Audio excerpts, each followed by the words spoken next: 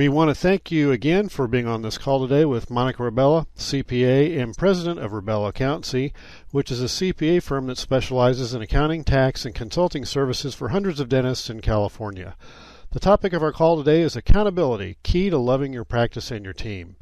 If you're not a current client of Rebella Accountancy or you've not met her, Monica Rebella is a CPA and has 27 years of accounting and tax expertise, which includes 13 years working with the Big Four, Big Eight firms, and over 13 years experience working with dental practices.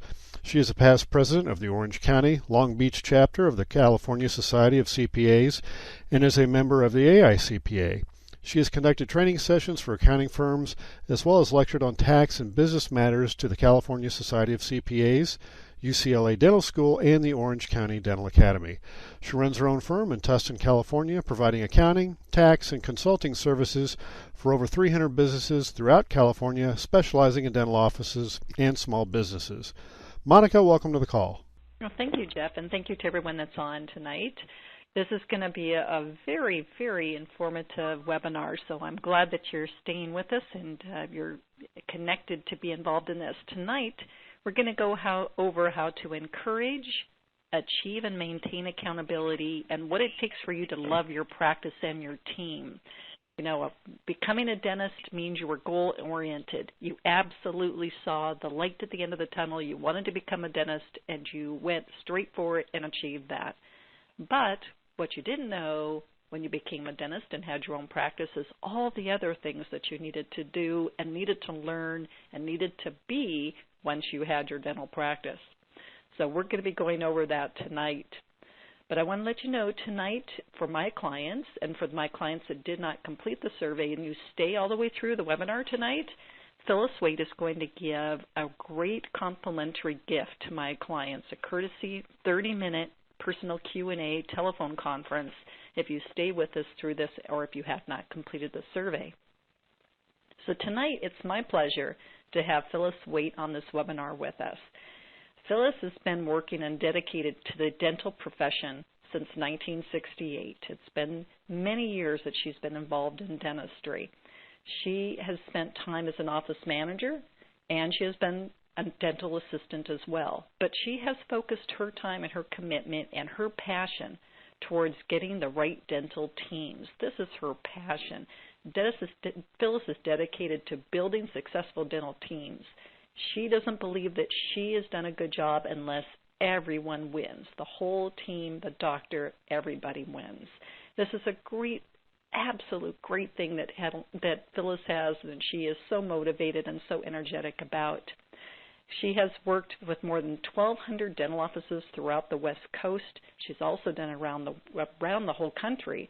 She has lectured with the USC Dental School, and she has been to California State Dental Conventions and lectured there as well. So I am actually just going to turn it over to Phyllis to get this going. Happy to have you, Phyllis.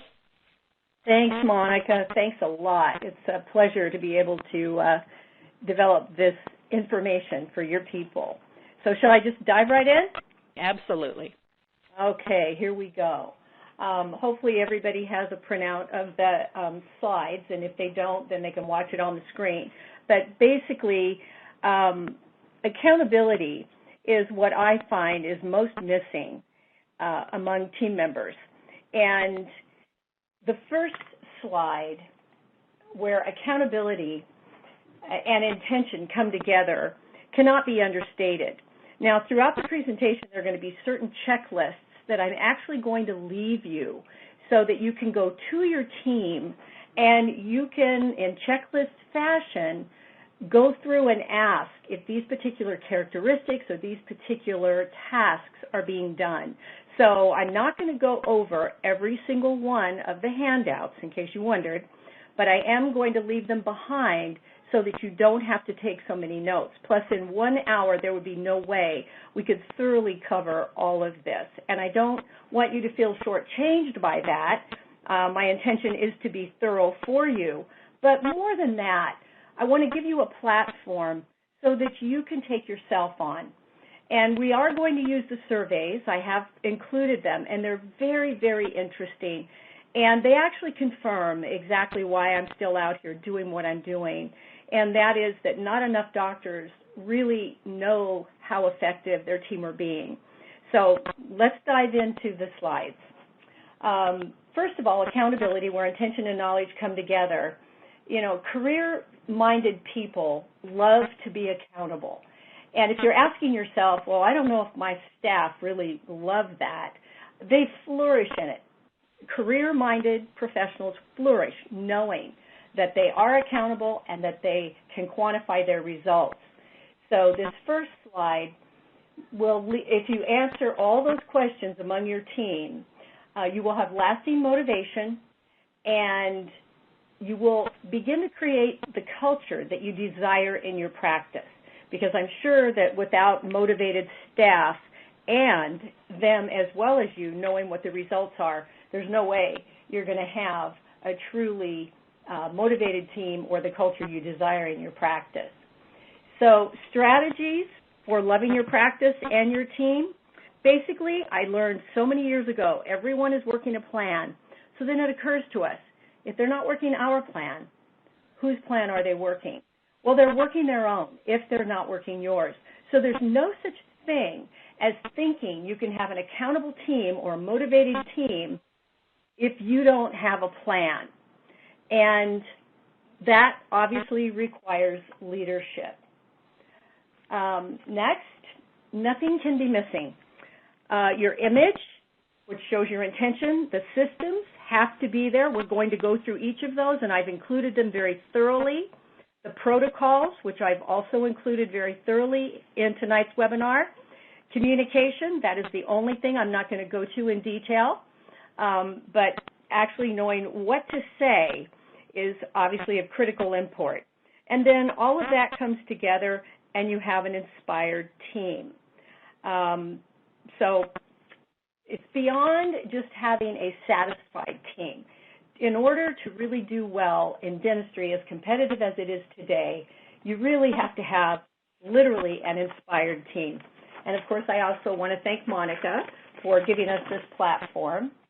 And we'll hop through some of these that have to do with the webinar itself. Let's go over that if everyone could make notes of their questions, you can email them in, so you can send them in electronically, or you can wait until 7 o'clock and we'll open up the phone lines for Q&A live. So you can do either. You can actually send them in, but we do ask if you're going to want to do it live, please wait until the end of the presentation at 7.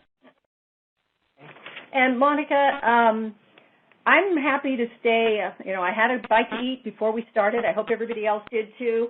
And I'm happy to stay as long as anybody wants to have me. And then, of course, I am willing, obviously, to speak with them afterwards. So should be fun. So the survey itself, for those of you who did fill it out, you're familiar with it. For those of you who aren't, I decided to fill it out so that you could, sorry, I've got a call coming in here, not good. Anyway, I've decided to do, of course. Sorry, guys.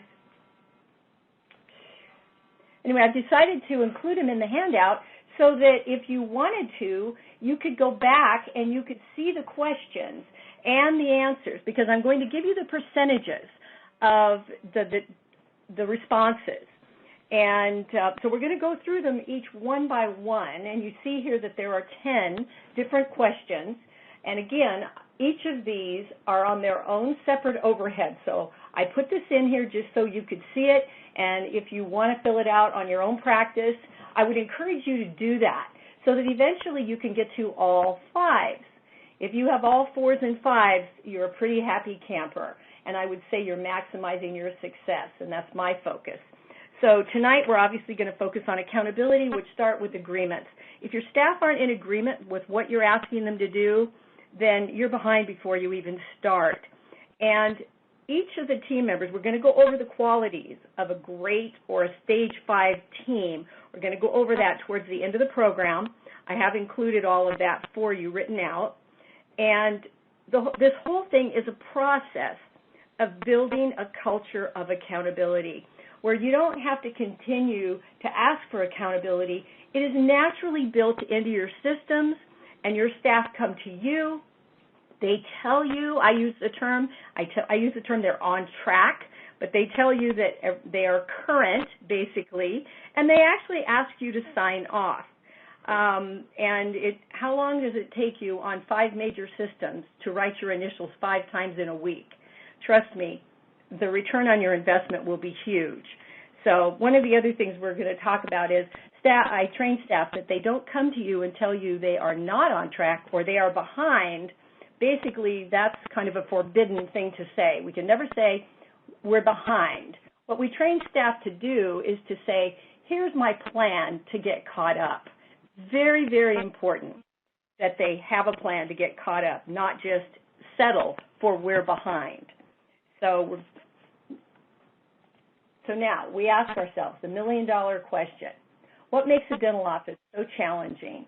And it is because there are so many little things that need to be done, and generally it's challenging because we don't have systems that provide detailed accountability. So what you do is you hire somebody into your practice because they have experience in another practice, and they come in with experience, and you're hoping that they'll be everything the last person was not, and they do it their way. And that generally can create more chaos than it does success. So when you are in charge of your foundational systems, that won't happen to you. You will have consistency, and they will do things your way, and if they have a better way, they can tell you later. Okay, so let's go to the first section on the survey. Leadership from the doctor and the owner. Basically, the results of the survey came out that 54% of you who answered either thought it was not effective or concerned it wasn't effective, or you were not assessing the effectiveness regularly. Now, that is going to be through each of the 10 slides, so we're going to be able to go through them very quickly. So over half of the doctors, and again, Monica, did you want to say something? No? I wanted to make sure we went over that. Yeah. Okay, but over half of the doctors, and again, you have the handout in front of you, thanks to Monica, anyway, really felt that they were acknowledging they didn't feel in control of this. And that saddens me, as a coach, that really saddens me. So I would hope that your goal, as you identify some of these things in your own practice tonight, would be that you're going to get all the way over to the far right on each of these graphs, not to the far right, down at the very last one, which is effective. Doctor and the team know the results. That would be the goal. So, first and foremost, obviously, the doctor does need to be the leader, and we will certainly be covering that later in the program. Office manager inspiring the team was a question we asked. 72% of you, 72% of the survey results felt that the office manager was lacking in inspiring the team. So we're going to work on that as well. Next, the office manager inspiring the doctor, the person that writes their paycheck. Forgive me for getting a little passionate here, but one of the questions I ask my clients in the beginning, tell me how you feel when you're writing that person's check. And, I tell my clients, if you don't feel good when you're signing my check, do not sign it. Pick up the phone and call me. Because that just has to be inherent when we are paying people. So, again, we're going to go through and we're going to talk about what it would take for that person to live up to being inspiring to the team. So, number one factor, and I think we all know this, if the people in charge, whether you have an office manager, I'm going to give you some other titles for that. I personally believe that in a solo practice or even a partnership, I believe that the doctors manage their own business. I'll give you other titles for the front office people, and please make a big note. Do not go back and talk to your current office manager that Phyllis Waite said you should not have that title. Do not do that. It will not be worth it. I promise you. So knowing that and having your promise without even having you raise your hands, I am going to give you some suggestions. And the way to make positive changes in the future is to grow into them. When there is a natural change or when there is an obvious event going on where it would be to everybody's benefit and even build more trust to make a change, well, that's when you make it. So trust Can I put a comment in here, Phyllis? Please. So trust. We all understand the concept of trust, but what is that in a dental practice? What creates the trust? The doctor owns the practice. They get a paycheck from the doctor. They have loyalty to the doctor for a certain point, and he tells them how he wants things done. But what really builds trust? I actually have an overhead in here that has a list of that. How about that? Because it's really important to have a keen visual on that, isn't it? Really important.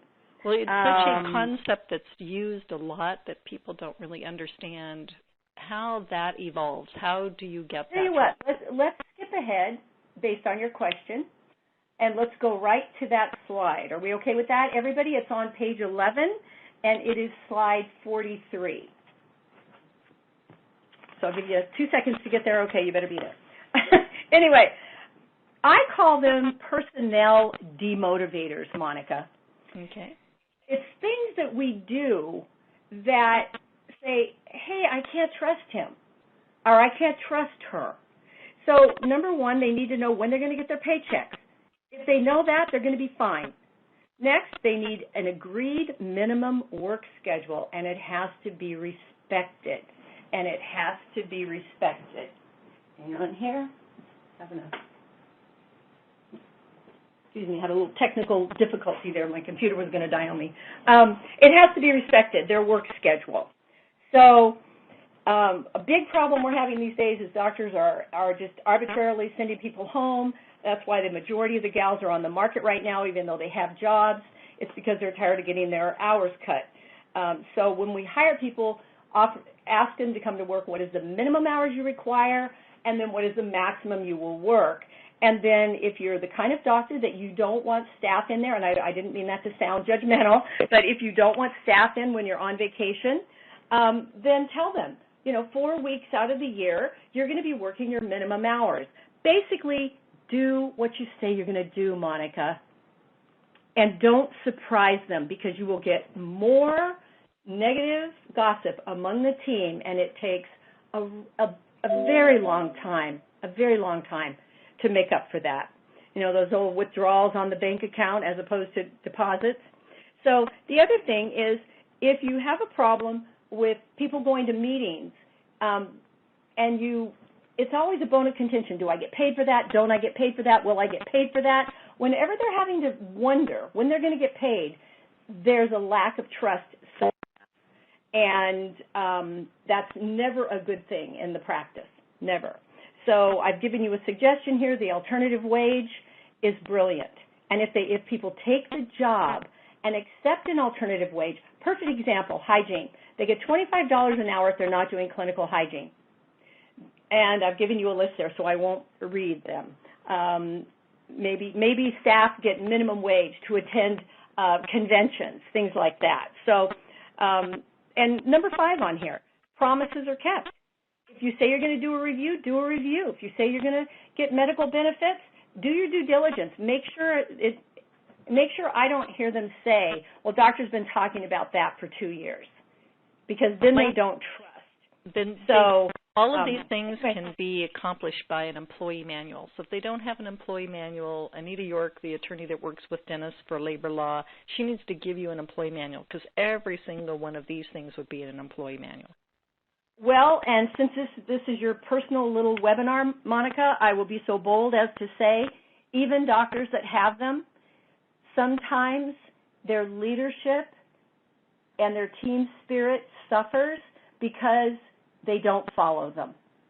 Well, and read it. I hear that too often. So you're absolutely right. It is that simple.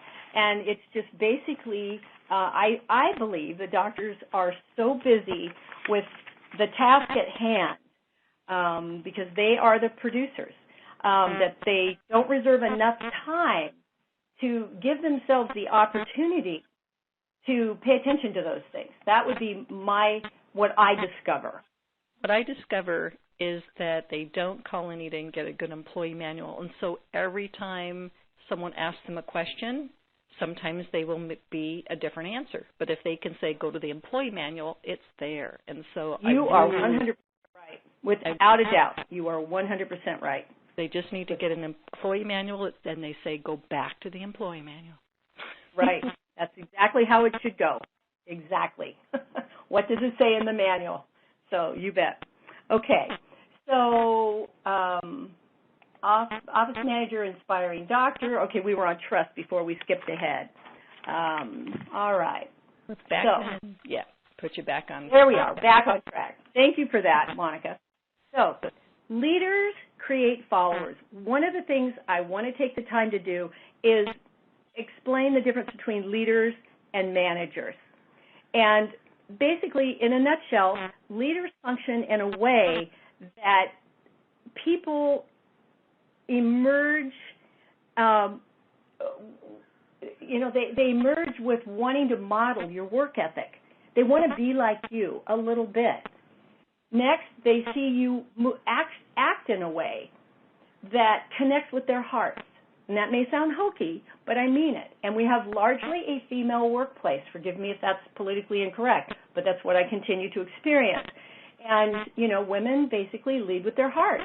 And if your action does not connect with who they are, then they may not be as willing to follow you. And all of that does deplete their trust as well a little bit, not as literally, but a little bit. So leaders encourage people to take on something that they would not normally consider. They give people courage. They enthuse people. And number 5 on here, highlight it, please. Followers believe they will not just receive intrinsic rewards, but somehow become better people. Every time I get a new client, I get real excited because I think there's something I'm going to experience there that's going to make me a better person. And it almost always happens. So if your staff can feel that way, they'd be asking for referrals, they'd be doing all kinds of things naturally that some doctors perceive they can't pay their staff enough to do. Well, that's true. You cannot pay staff enough just in money alone to be as effective as you need them to be. But if you become an effective leader, honestly, you can pay them less and get more from them. Not that you should, but that is really true. So a recent study showed leaders appear to seek risk, whereas managers basically observe it. So now let's go, or reverse to it. So let's go into what managers have the authority to do. So management is basically more work-focused, and it generally does not enhance relationships. Now, a little later in the program, I am going to say, and I'm going to give you a list, managers can and should also be leaders, clearly. But if you have a manager that you're calling a manager, she was chosen by you to make sure the subordinates do what they're supposed to do. She has a title, so she has seniority. Usually that's a misnomer because generally they have no higher authority than coworkers except maybe to reprimand a coworker or tell somebody something that perhaps the doctor doesn't want to tell them. That's not a good scenario. It really isn't. So, and subordinates work for managers, and then the manager's responsibility to the company.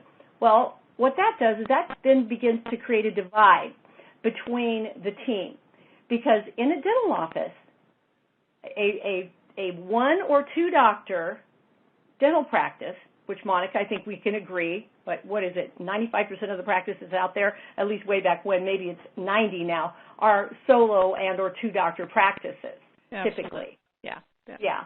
So what happens when you use a manager, like number 3 on here, or utilize one like that, I guess use works as well, what happens is the staff begin to see that it's the manager and the doctor against them and that they don't have a voice.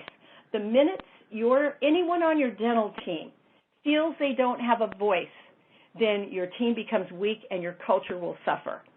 All of your dental assistants, hygienists, and administrative people, anybody who touches a patient, talks to a patient, and is responsible for patient services, they are only going to be as effective as you want them to be if they are inspired and they feel they have a voice. So anyway, so that's the difference between a manager and a leader. So managers must also be leaders.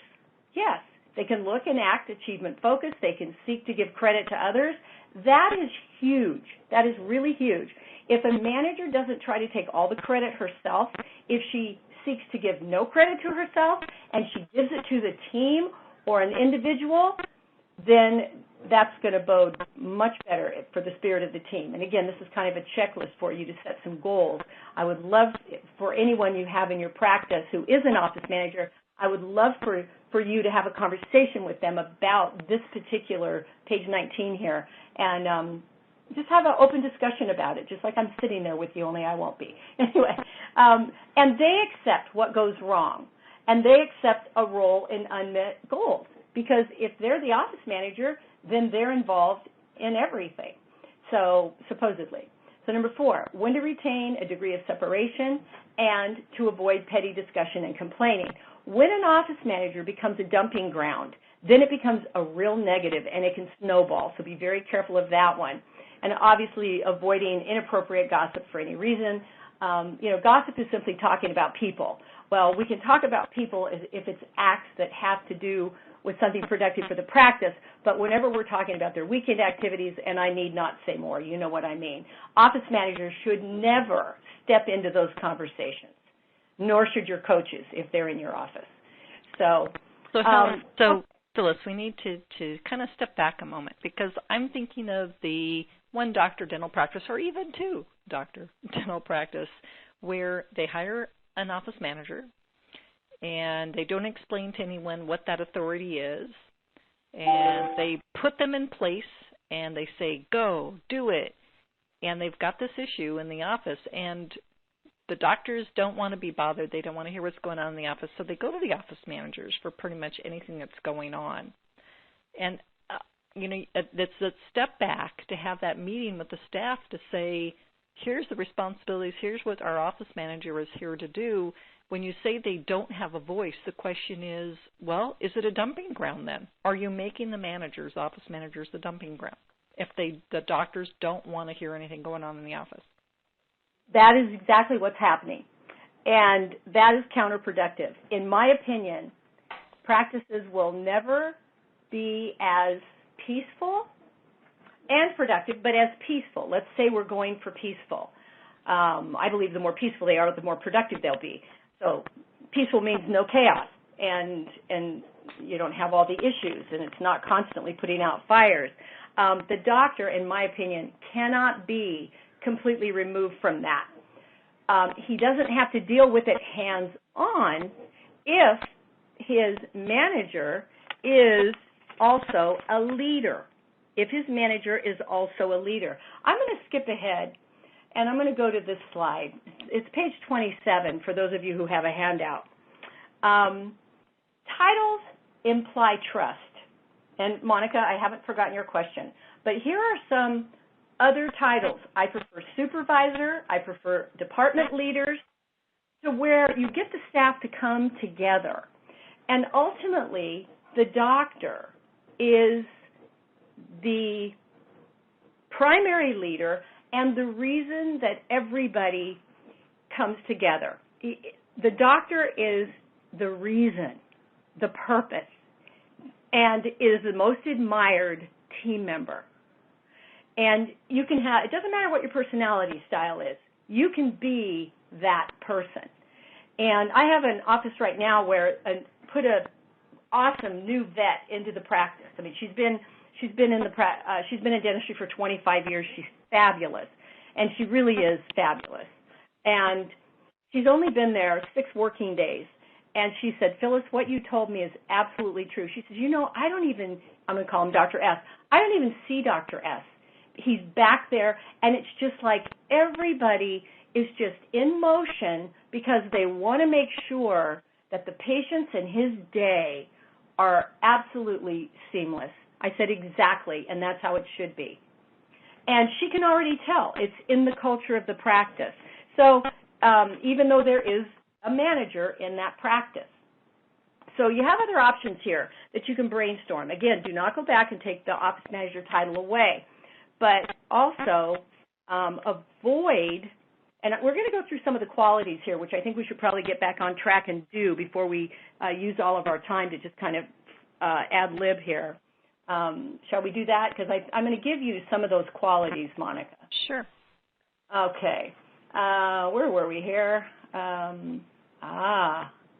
Okay. Perfect. Defining leadership qualities.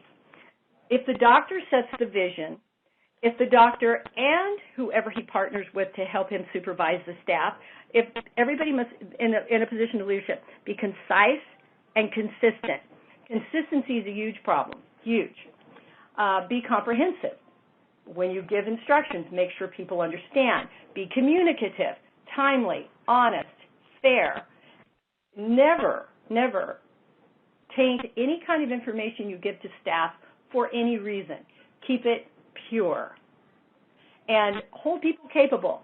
A lot of times what I see is that sometimes when doctors, not a lot, but yeah, a lot, when doctors have been practicing for a while, they really have a hard time seeing staff in a positive way because they have baggage. Just like sometimes team members have baggage about dentists or whatever. That is all very self-defeating. And so that's all I can say. It's self-defeating. So you want to give that up. And leaders don't assume, they ask. And they don't just tell people, hey, I told them that I was going to change their hours next week, or I told them I was going to do this, so what's the problem? Well, doctor, a mediocre manager would just tell staff something and then think that's okay. A good leader would present the benefit to the practice, the impetus behind why the decision's being made. Now, it may not be an option. They may not get to choose it. It may be a little bit of an imposition. Staff don't always get their way. I understand that. In fact, they probably do too often.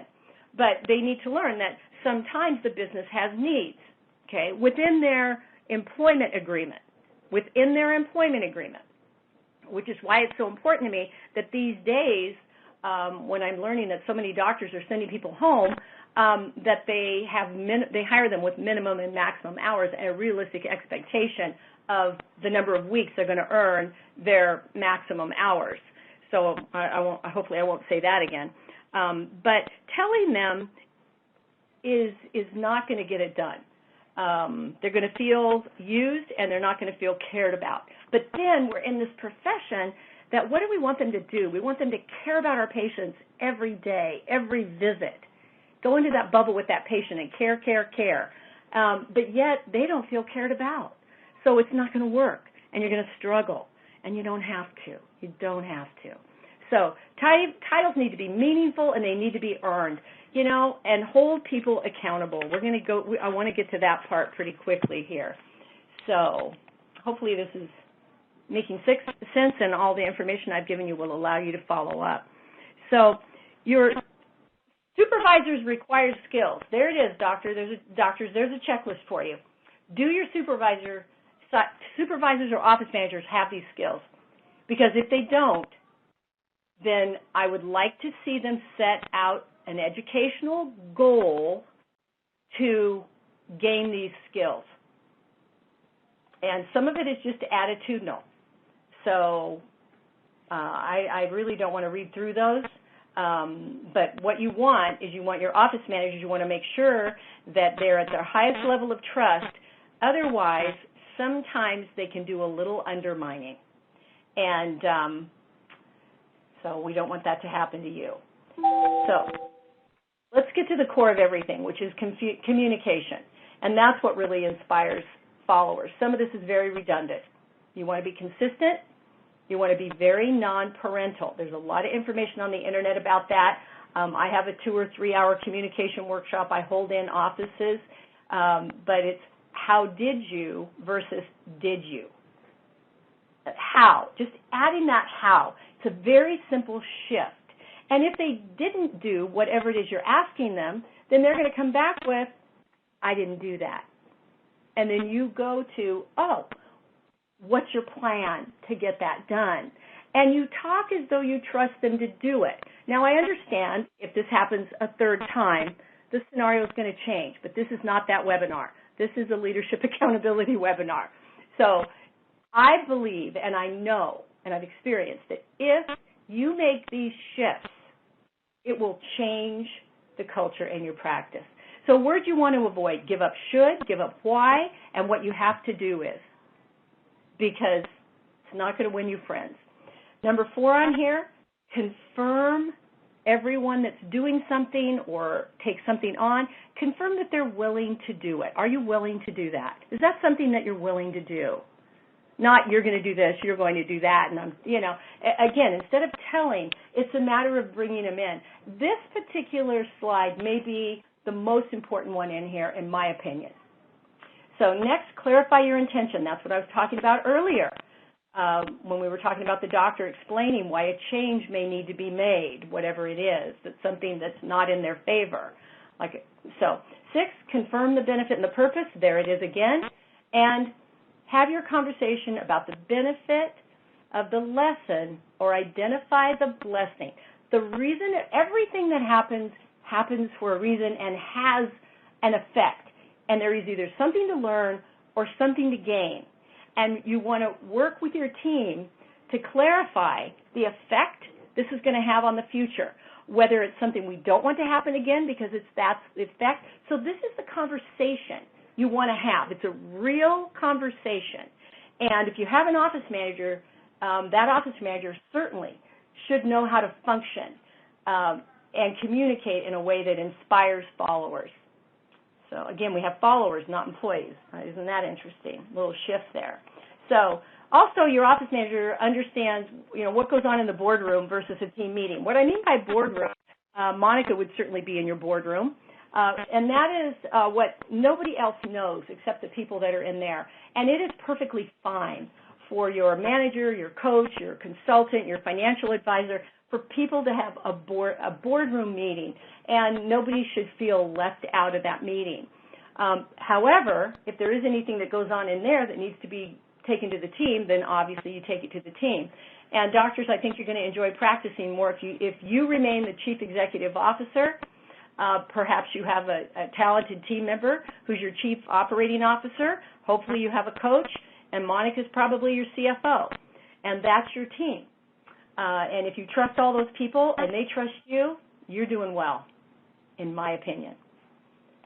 So I think to go back to relate to what a boardroom is versus a team meeting, your boardroom are your key advisors. Yep, that's it. And things go on in there that nobody else, needs to hear. It's your key advisors, your key operational people that know where you're overall headed and need to know some of the things what's going on and be able to bring that down to the requirements and the responsibilities of the team, but not tell them all of it, but to bring it down to their level so they can help achieve it. Yeah, the people, the team on the floor really, not completely, but in a way, they're on a need-to-know basis. Give them enough information with things they can directly affect, because that keeps them empowered. When you give them information that they can't do anything about, like if you say, well, our new patients are 10 a month and we need that to be 20, so from now on it has to be 20. I mean, the staff kind of look at everybody like, really? Okay, now how do we do that? We don't, and so they also have to be inspired, by the way, to market your practice for sure, really inspired, or that's not going to happen. But, yeah, that's what a boardroom is yes, your most trusted advisors. Sorry if I didn't make that clear enough. Thanks, Monica. So, hope. Key thing, go back and ask all your staff, how do you feel about being here? Do you have hope that something positive is going to happen here. That's if there are problems. Don't create problems where there aren't. But I will tell you that when people lose hope, that's when they start looking for other jobs. So good leaders basically keep people motivated and will inspire hope in them. So this is another checklist. I'm not going to read the whole thing to you, but I wanted you to have it. Success limiting characteristics. I don't even want to read them. They bother me. I want to go over number 6 and number 7 and number 8 and maybe number 9 and maybe number 11. And you're reading them there, hopefully. But poor health, poor grammar, grumble versus being grateful, people that are defensive, people that complain. And by subgrouping, I mean cliques. Just a few people that go off and basically, form a little club. That is detrimental to any small work group, very detrimental. So, and good leadership can keep that from happening. Also, having people stay busy can keep that from happening. But these are success-limiting characteristics. If any of them are existing, particularly in your office manager, set goals. Set goals. Okay. I only put this in here because there needs, in my opinion, needs to be a revolution in dentistry. People want to make $28 an hour, but they only want to work 4 days a week. Well, that just can't happen anymore because we need people in there and we need them working. And if somebody wants to make $50,000 a year, that's fine with me, but they can work 40 hours a week to earn that money. And it's important. So hopefully that slide will resonate with you. And if you have somebody working 4 days a week, making $28 an hour, $30 an hour, don't go back and change it. You might want to talk to me about that, but bottom line, gals can do really well in dentistry, but they need to work a full work week. When you hire people outside dentistry, they don't blink at a 40-hour work week. So let's just put one more thing on that. Everyone in a dental office is an employee and is paid by the hour. Absolutely. So if you don't know that, this is going to be a revelation to you. Every single person in your office is an hourly including employee. hygiene. Including hygiene. So if you tell the hygienist you pay him $400 a day, you've got to change that to an hourly rate. Well, that's fine as long as you break it down and really calculate it and pay them on $50 an hour. You have to, well, first of all, I mean, there's a lot of things about how much you should pay them based upon their productivity, but you do have to break it down by an hourly amount. Every single person in the dental office is subject to overtime. So Absolutely. If they work 8 hours or more a day, they will get overtime. So you have to watch this whole concept of, oh, I couldn't do it, so I have to come in 10 minutes early to get ready because I was 10 minutes late getting to my patient, so I have to come in early from my lunch. No, they're just talking too much.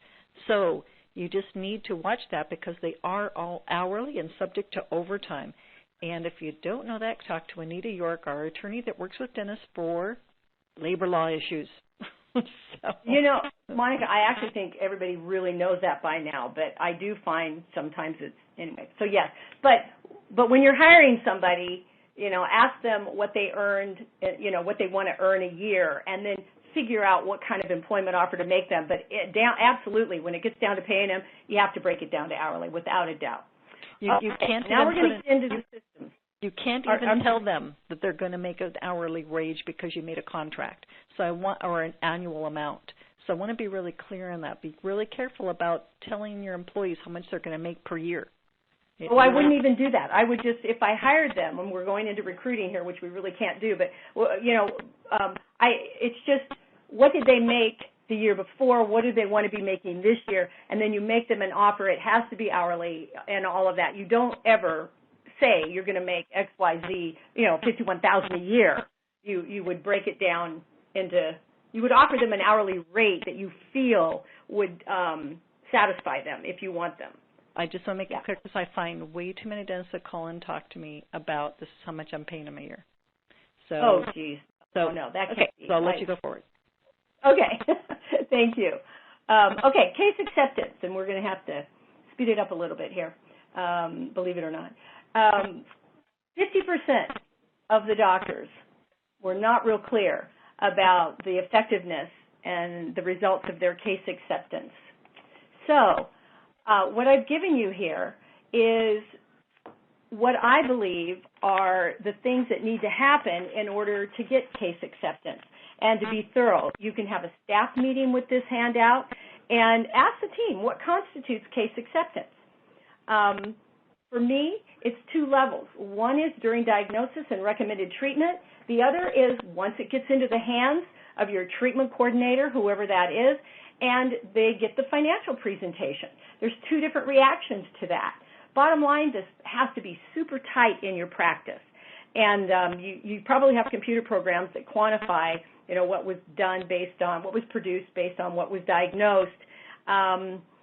That's a good number, but to me, what's more important is that the team is just always very cohesive with their role in getting case acceptance. Number 6 on here, I talk about the two levels of acceptance.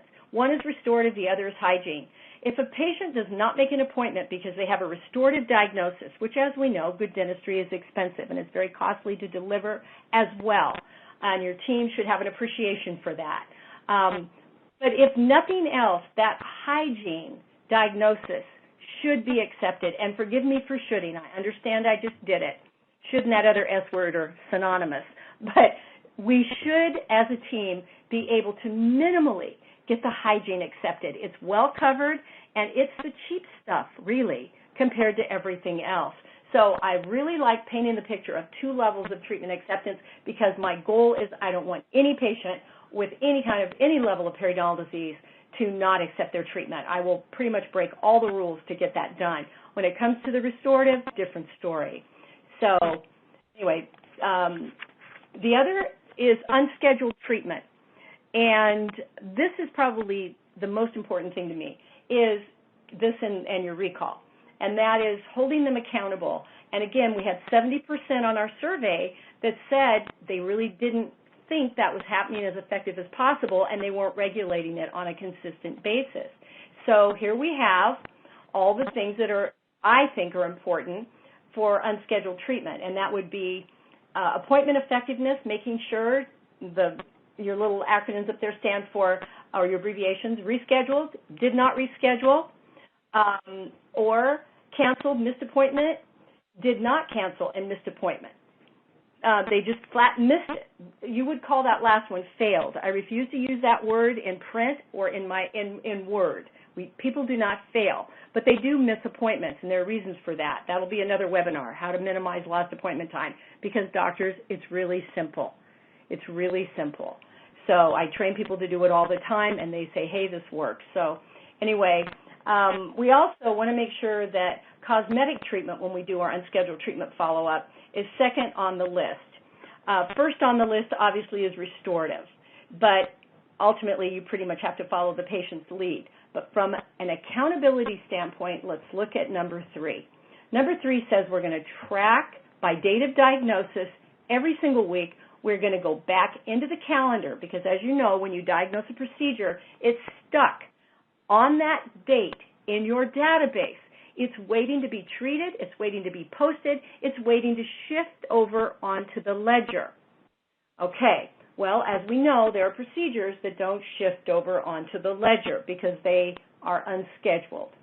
So specifically, every single week for someone to go back, and 2 weeks passed, then 6 weeks passed, then 12 weeks passed.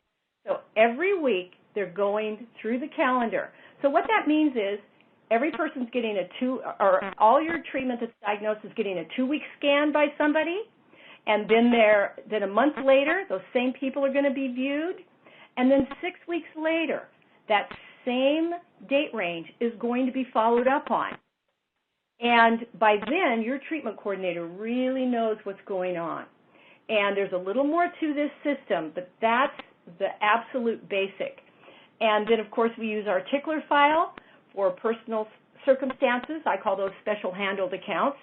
And then always we have a 90-day pending treatment discussion with the team where the treatment coordinator prepares these patients and does go over the people who are not in treatment and are not expected to be in treatment, the ones that we call maybe slipping through the cracks. Talk about those with the team. What did they think? What could they have done differently? And give them a little ownership on it. So anyway, that's my tracking organizer or tracking system for unscheduled treatment. It's a physical one page for the entire year for the entire system. And it just has a flood of dates on it, and it has your signature every single week. And that's how you get accountability between the staff and yourself. And I'm happy to talk to you about that a little more individually. With hygiene, 50%, not sure the results. So same thing. We want to follow up because this is where the bottom line of our relationship comes into being. We promise the people we'll keep them healthy. And does your team realize that you are their only dental team? They're not going to go anywhere else to get information. They're only going to get it from you. So the quality of that information and the quality of our patient service must be in alignment with your dentistry. Must be in alignment with your dentistry. So getting permission from patients to follow up, whether it's for hygiene, whether it's for unscheduled treatment, the art of getting permission to support them and your staff telling them we're with you, we understand that now is not the time, like your life just doesn't allow you to do that right now, we're with you, let's just keep you healthy, and ultimately let's keep you in hygiene, and we've got you. We're here. We've got you. But I want them to look at that past due database, 2 weeks past due, 1 month later, and 6 weeks later. And yes, you're going to set protocol as to what you're going to do during those periods of time. This isn't a systems webinar. It's an accountability webinar. So if your staff are going in and looking at who's past due on those intervals and asking you to sign off when they do whatever it is they're supposed to do from a patient service standpoint, then things will go real well for you. I'm going to skip these statistics. You can go over them yourself, but basically you'll just notice that 2008, the statistics are real improved in 2010, and that's because they got on track. And if you know these statistics in your own practice, you'll find them a little startling. They're really spectacular. And at the end of the seminar, I am going to offer to send you this Excel worksheet so that you can have your staff plug your own numbers in. The other thing when it comes to being accountable for hygiene, open time and hygiene. We can't afford it, particularly if you have any PPOs. 3% open time, and I would never say this out loud to staff, 3% open time is about as good as it gets. And how that looks on a monthly basis is 0.5, 4, 2.2. You know, it doesn't look like 3 across the board. But at the end of the day and at the end of the year, if you only have 3% open time, in your schedule and in hygiene, that's about as good as it gets. So I see 10, 12, 15% open time. And that may be because you don't have the patients, but it probably is because the practice, forgive me, may be running itself. The staff are just doing what comes across the counter, and they're not tracking anything. They're not following up on anything. And it's because you don't have accountability in place that allows them to see the results of their work, fills them with pride, and allows them to get together once a month and tell you how well it's going in their department or what goals or what they need, and gets them involved with the results of their work, because somebody's primarily responsible for all of these things. So accounts receivable, there's your statistic on the accounts receivable management. It got the highest score across the board. So I also recommend a tracking system for accountability for accounts receivable, because you want to know that whoever's working it is working it in a way that supports your patient services. Very important. You don't want them just doing it the way they think they should be doing it, and then when your money gets over 90 days or over 120 days, then everybody moves into action. That is the sign that you don't have good systems for accountability. Let's just stay on everything and nurture it and have excellent patient services on an ongoing basis and never let things get out of control. That's so doable, doctors. It's very, very doable.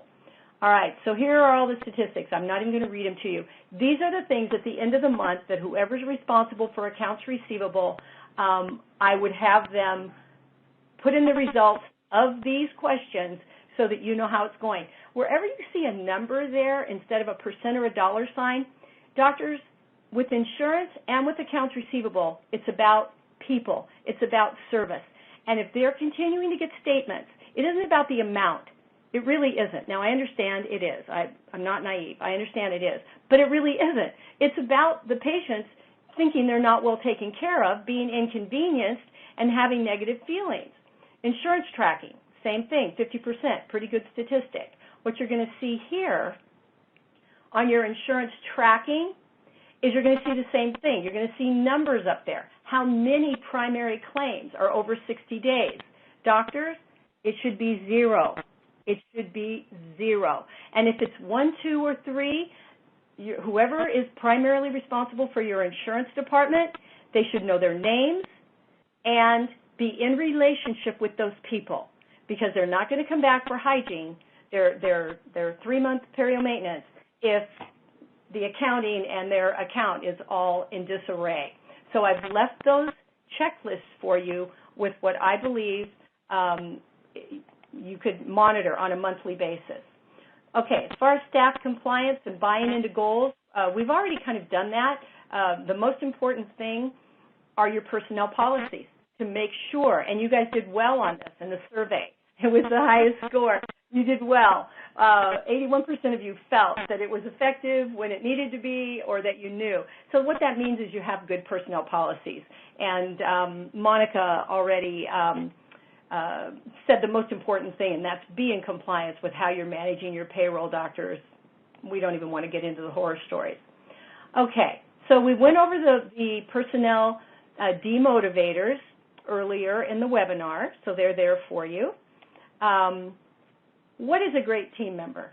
So if you want to know my idea of who should be an office manager and how you can enjoy your team the most, it would be a team that believes in your plan and shares your vision. You know, you believe they're supportive. You just believe it. It isn't that you know it. You believe it. You feel it. They have a desire to be accountable. They can work self-directed because everyone on your team, they have to know their jobs, and they need to be able to step in, step up, and get it done. And if they need extra time for something, work with their team members on when there's that long appointment or this other particular thing going on. How can they work together to make sure that somebody gets what they need while somebody else is covering? Anyway, I wanted to comment on the one-girl office, but I'm watching the time and I'm seeing that we can't do that. But there is a way for them to handle this as well. But basically, they hold themselves capable. It's personally important to them. Doctors, you know who those people are on your team. You know who they aren't. You can't have people on your small work group that don't hold themselves capable. They have to know they're capable. They have to know their job. They have to be team players. A sure sign of a good team member is they volunteer. They volunteer. And they accept that at any time they're leading someone. They're either a positive or negative influence on their team members. They're either a positive or a negative influence on your patients. There's really very little in between. They're compliant. They show up for work on time. They live up to their agreements. Agreements imply that they have said they were willing to do something. Willing to do something. And they're on time. They don't make excuses. And I could go on and read all the other ones, but you can read them yourself. It's just very important that this checklist, that you have at least 2/3, if not all of your team members in that category. As far as goals, the team being aware of the goals. It's all I can say about that is it's important. The blind cannot lead, but they don't need to know certain boardroom things. I do not believe they need to be involved in the overhead. They don't need to know about that because they don't, or the profit, they don't understand. They can't put that in perspective, all the other things you pay out of that. But just the things, and there are two things that I think are critically important for the staff to be given. One is the hourly production goal for doctor. The other is the hourly production goal for hygiene, because that is something that they can wrap their mind around. And the main thing with goals is they have to believe in them. Very important that they believe in your goals. So, Monica, with that being said, I think what I'm going to do, because the rest of this they can read, I want to go right to one of my very favorite things, and that's this one. You know, life and your practice really is like drawing without an eraser. And, you know, leading your team to create results that bring peace and liberty to all their lives, if they knew you felt like that and they knew that was the environment that you wanted for them, life might be different for you. And in order to do this, basically we have to have a great command of the future. Sometimes we have to rethink, reinvent. If you can't see it, you can't lead it. And if you have a team that is resistant to change, you know, let's take a look at what's driving that team and the leadership and the accountability, and let's take a look at all the things that I have literally, you know, bombarded you with perhaps tonight, and tell them it's about getting inspired to grow. I want to inspire you to grow.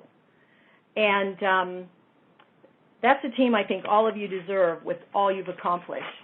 And if there's anything Monica or I can do to help you achieve it, we're sure here for you. So, Monica, do you want to go over the gifts, or did you want me to go over the gifts that we have for tonight? I want to just thank you for the brain download. I think we're all swimming in, wow, that was a lot, and we got to absorb that. But I think the biggest is we want the doctor to love their practice. We want the doctor to feel their staff are empowered, their staff are really on the team with them and want all to have the best possible practice out there. And that's really what this was about, but to give you some tools on how to put that in place, what people are really lacking or wanting, and how you can put that together for them. So, well, and their handout is full of checklists, other types of lists. One of the things we didn't go over is on page 14, the slide 54, and it's my recommendation in a nutshell of, okay, what kind of meetings should we be having? Let's bring this all together. What does this look like if we really felt we were running a business? How would we monitor it? How would we oversee it? And I've given you that. And so I tried to leave nothing out, and I hope that they will use this handout as a guide until they get that superstar team and until they are loving their practice as much as they want and creating the profitability that they plan to create. I think it's a sharing. So let's go to the gifts at the end. So you had so much information here, and what, you know, Phyllis has, for my clients, has said is that she is willing to give a complimentary 1-hour conference, right? And she is willing to give a complimentary 30-minute conference as well to chat with you, find out what your issues are, give you some insight, maybe even elaborate a little bit on these slides on how specifically this meets the need that you have in your office.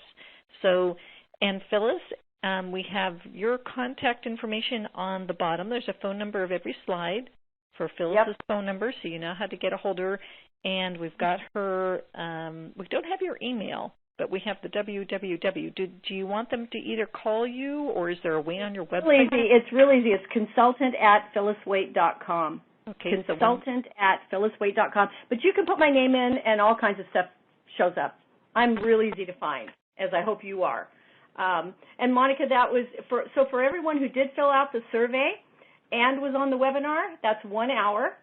And for the doctors, your clients who didn't fill out the survey but were on the webinar, 30 minutes.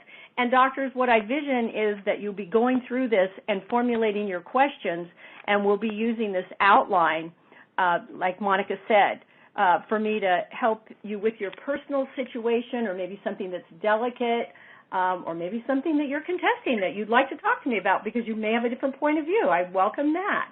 So anyway, that would be good. Be passionate. Yeah. Let's see, Jeff. We're going to tune it back to you to see if anybody had emailed in some questions or if we have people on the line. Thanks, Monica. The lines are open, so if you do have a question, just go ahead and speak up, and Phyllis can answer that. And I'll check on the Internet. Again, if you're listening on the Internet, on the webcast, bottom left-hand corner, there's a Submit a Question button there. You can just go ahead, type in your information, click on that, and those questions should come through. And again, the lines are open. Any questions for any dentists that are on the phone with us tonight? Or comments? That would be a no. This is what happens, Phyllis, when you cover everything possible. Or you give them too much, one or the other. Well, I don't hear anything online. Let me check again on the Internet. And I'm not seeing any questions come through. Phyllis, if somebody is listening on the replay, which we'll post later on tonight, early tomorrow, is there a deadline for getting a hold of you for these special gifts? No. I mean, they'll be reasonable. You know, they'll do it in a timely fashion, or they'll forget about it. So no, I'm fine. Whenever they feel the need or decide to look-see move. Is there something special they need to do, Jeff, to be able to call to speak up and ask a question? Is there any button or anything they need to press? No. The lines are open, and so we've got our dentist from Hawaii on the line, and somebody from a couple of people from California. There's actually a couple web calls. Great. Well, Phyllis, congratulations. Great job. I don't hear any.